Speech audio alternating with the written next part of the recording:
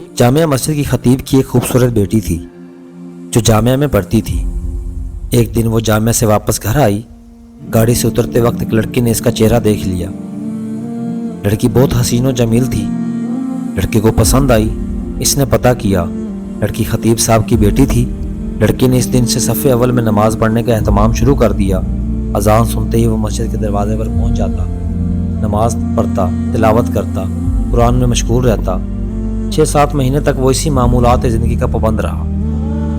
اس کے بعد اس نے والد سے شادی کی خواہش کا اظہار کیا تو والد نے کہا ٹھیک ہے، دیکھ لیں گے مناسب رشتہ۔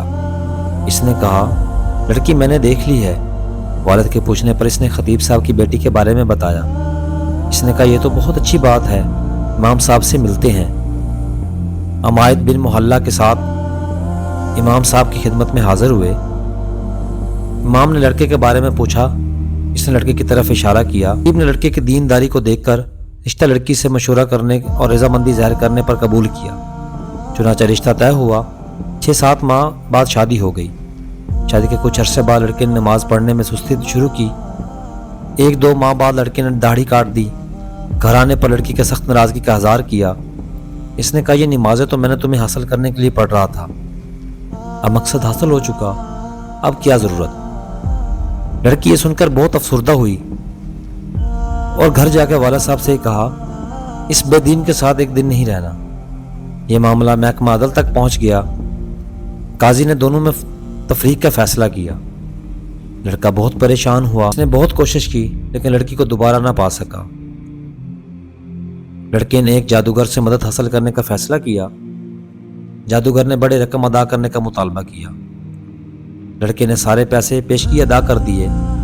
کچھ دن گزرنے کے بعد جادوگر مزید پیسوں کا مطالبہ کرنے لگا۔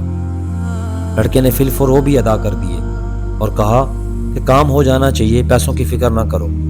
1 ماہ کے بعد جادوگر نے لڑکے کو بتایا آ جاؤ اور اپنے پیسے لے جاؤ، تمہارا کام کسی صورت نہیں ہو سکتا۔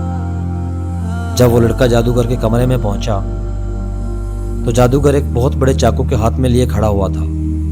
لڑکے نے حیرت زدہ انداز میں پوچھا یہ کیا کر رہے ہو؟ جادوگر نے کہا مجھے قتل کر دو ورنہ 2 قتل کر دیے جائیں گے۔ لڑکے نے کہا میں یہ نہیں کر سکتا، لہذا میرے پیسے دے دو۔ اس نے پیسے دے دیے۔ لڑکا پیسے لے کر بھاگنے لگا۔ پولیس والے نے لڑکے کو پریشان حالت میں بھاگتے دیکھ کر گرفتار کر لیا، پیسے ضبط کر لیے۔ لڑکے کی توسط سے پولیس جادوگر تک پہنچ گئی۔